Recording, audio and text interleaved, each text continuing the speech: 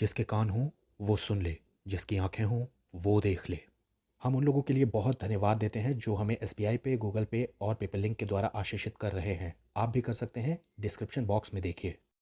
रहस्य सीरीज के 45 वीडियो में हमने बात की है पुनर्जन्म के बारे में कि बाइबल आखिर पुनर्जन्म के बारे में क्या कहती है। तो एक सवाल ये भी उठता है कि यूहन्ना बपतिस्मा दाता क्या एलिया का पुनर्जन्म था? आज हम ये देखते हैं कि यूहन्ना बपतिस्मा दाता के बारे में क्या क्या लिखा है।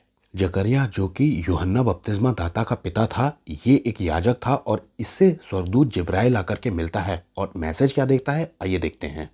वो एलिया की आत्मा और सामर्थ में होकर उसके आगे आगे चलेगा, यानी कि यीशु के आगे आगे चलेगा। और आगे दिया है कि यूहन्ना बपतिस्मा दाता की मिनिस्ट्री क्या होगी, इसे भी मैं आपको आगे समझाऊंगा। लेकिन यहाँ ध्यान दीजिए, यहाँ लिखा है एलिया की आत्मा और सामर्थ में होकर उसके आगे आगे चलेगा। अब यहाँ जिब्राइल स्वर्गदूत खुद ये कह रहा है, वो एलिया नहीं होगा बल्कि एलिया की आत्मा और उसकी सामर्थ, उसकी पावर में काम करेगा। जो एलिया का मैसेज था वो मैसेज उसका होगा। देखिए, यीशु का आना दो बार है, फर्स्ट एडवेंट और सेकेंड एडवेंट। अब बाइबल मलाकी के चौथे अध्याय के सबसे आखिरी पदों की बात करती है कि मैं एलिया नबी को भेजूंगा और ये एलिया नबी आएगा और सब कुछ ठीक कर देगा। लेकिन जब शास्त्रियों ने खुद एक बार यूहन्ना बपतिस्मा दाता से पूछा कि वो क्या कहता है अपने बारे में, तब उन्होंने उससे पूछा, तो फिर कौन है तू, क्या तू एलिया है? तो उसने कहा, मैं नहीं हूं। ये बात बिल्कुल सच कह रहा था यूहन्ना बपतिस्मा देने वाला, क्योंकि वो तो एलिशबा और जकरिया का बच्चा था। बस ना तो वो एलिया था, ना ही वो मसीह था और ना ही वो भविष्यवक्ता था जिसके बारे में मूसा कह के गया।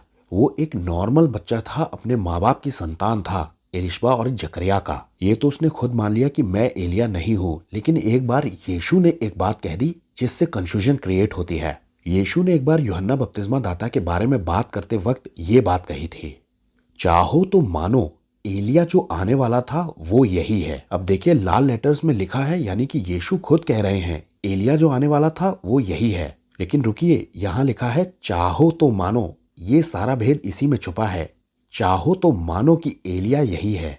यीशु की फर्स्ट कमिंग में एलिया की सामर्थ में आया है यूहन्ना बपतिस्मा दाता, ना कि वो एलिया था। जैसे कि आप पुराने नियम में पढ़ते हैं कि एलिशा ने एलिया की आत्मा का दुगना हिस्सा मांगा था, यानी कि उसकी सामर्थ का दुगना हिस्सा मांग लिया था, यानी कि डबल पोर्शन।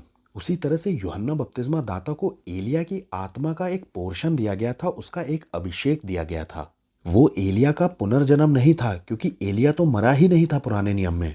जो यीशु ने कहा चाहो तो मानो एलिया यही था, उसका यही मतलब है कि वो मैसेज लेकर आया है जैसा एलिया मैसेज लेकर आया था कि सारा इस्राएल यहोवा की ओर मुड़े। आगे एक जगह ऐसा लिखा है कि उसके चेलों ने उससे पूछा, फिर शास्त्री क्यों कहते हैं कि एलिया का पहले आना जरूरी है?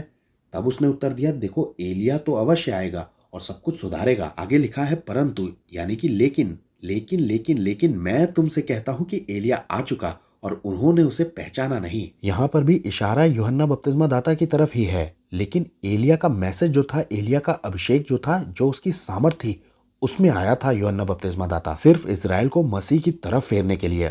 असली एलिया जो कि स्वर्ग में चला गया है वो तो प्रकाशित वाक्य में आएगा। ठीक सेकेंड एडवेंट से पहले दो भविष्यवक्ता इजराइल में नजर आएंगे। हमारे पहले चैनल पर दो गवाह करके एक वीडियो है, उसे आप जरूर देखिएगा, आपको पूरी कहानी समझ में आएगी। तो आखिर में एक बार फिर से, यूहन्ना बपतिस्मा दाता एलिया नहीं था, वो उसकी सामर्थ में आया था। बाइबल पुनर्जन्म के बारे में कुछ नहीं कहती है। सबको जय मसीह की।